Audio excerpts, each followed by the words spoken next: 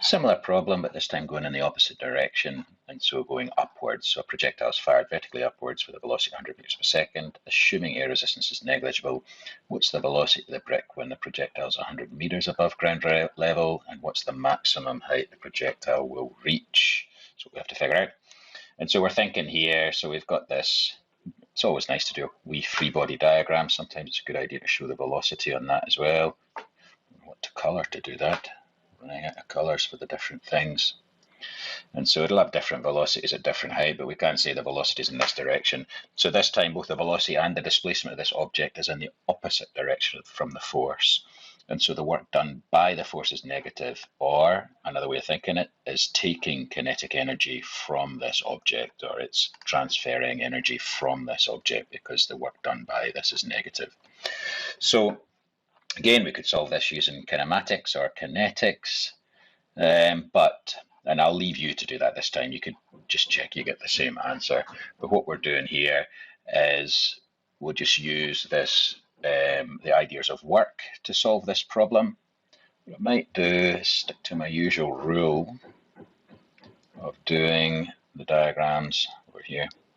So we have work done by gravity. And sometimes you might want to distinguish that and just call it UG, like the work done by gravity. But let's just say it's the work done by gravity is equal to force times change in distance. And you're being careful about the sign of these. And so the force of gravity is always mg. And then for the first question, so part A, it wants us to know the velocity when it's 100 meters above ground level. So it's times, now mg is downwards. So let's put a negative in there, actually. And times, and we could say S minus S naught as well instead of delta S, but it's going upwards 100 meters. And we're using kilograms, meters per second, meters. And we'll get joules for our work done. And so therefore we're going to get, now we don't know the mass, so we'll just keep it as minus m times 9.81 times 100. So it's equal to minus 981 m, and this would be in joules. So that's the work done by the gravity on this object. And so it's negative, so it's taking kinetic energy from the object. So therefore,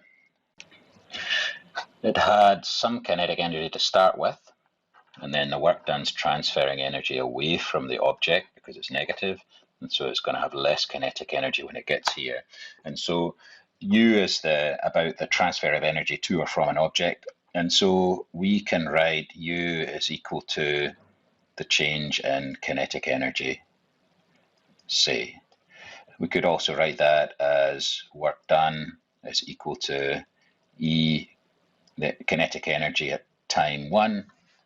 So here, take away the kinetic energy at time 0. So let's start putting in some numbers. So we already know this. This is minus 981. We know EK1, so that's a half the velocity at time 1 squared minus a half velocity at the initial velocity squared. We're trying to find this velocity at time 1. So what we can do is we can get this on its own. We can take, just need to be careful, that was 981 m. So the mass, 981 times the mass, because we weren't actually given the mass in the question. And so, yeah, we'll get this mv squared. So we'll keep this and we'll take this across to the other side. So half mv1 squared is going to be equal to half mv naught squared plus 900.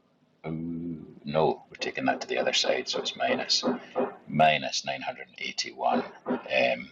Now we can cancel out all the m's here; they don't matter.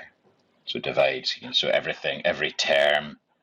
So the terms are just the things separated by plus or minus. Every term has an m in it, so we can just divide everything by m and get rid of those. So therefore, we're going to get. We could also multiply everything by 2 while we're at it. So v1 squared is equal to v naught squared minus 981 times 2. So V, and what you can see is here, we're getting back to this 2as, V squared equals V naught squared minus 2as. So you're kind of coming back to that equation, the equation you've got for equation of motion. So it's just a different approach to the same thing. So therefore V1 is equal to, now V naught was 100 meters per second.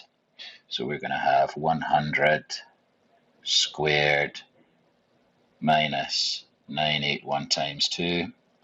So therefore, and it's the square root of all that because it was V1 squared. So therefore V1 is equal to square root 100 squared minus 981 times 2, which is 89.6 meters per second. 89.6 meters per second.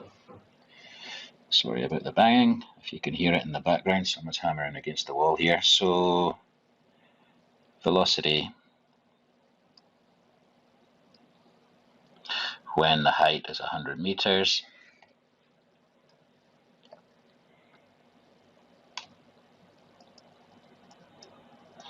is 89.6 meters per second. Now, I think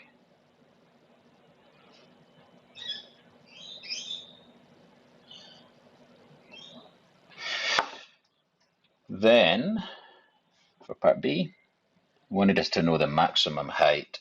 And so it's similar to what we've been doing again with the equations of motion and kinetics and kinematics. This time what we can think is, well, the kinetic energy here is going to be 0. Okay, and so we're going to have the kinetic energy at time 2. So this was time 1 when it's at 100 meters. When it's at its maximum height, that is time 2.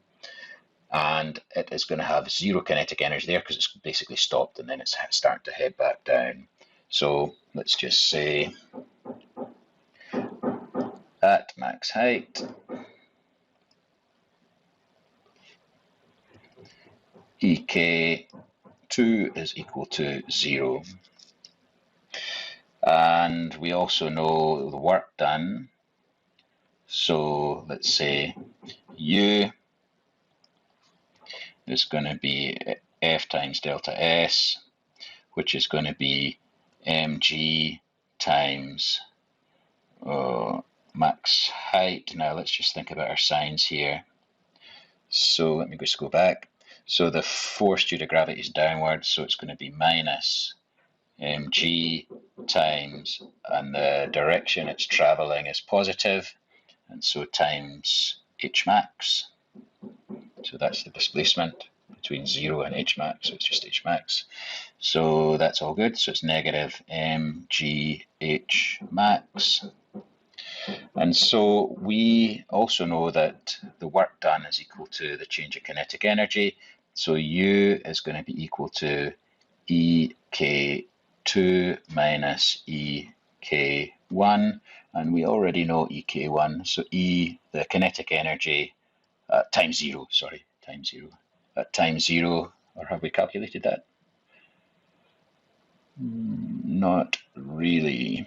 Is equal to m half mv naught squared, which equal half times m times 100 squared was the velocity at the start. 100 squared is 10,000, so it's going to be half of that, 5,000 m. Okay, and we know that EK2 is 0, so we've got that already. So therefore, we can substitute all those things in here. So negative mg h max is going to be equal to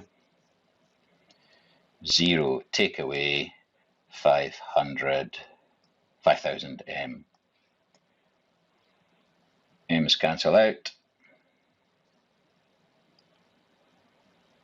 And so we should have substituted in earlier probably, but the value for G is 9.81. So, and the negatives also cancel.